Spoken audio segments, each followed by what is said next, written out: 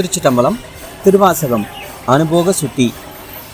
புகுவேன் எனதே நின்பாதம் போற்றும் அடியாருள் நின்று நகுவேன் பண்டு தோள் நோக்கி நாணமில்லா நாயினேன் நெகுமன் வில்லை நினைக்காண நீ ஆண்டருள அடியேனும் தகுவனே என் தன்மையே எந்தாய் அந்தோதறியேனே.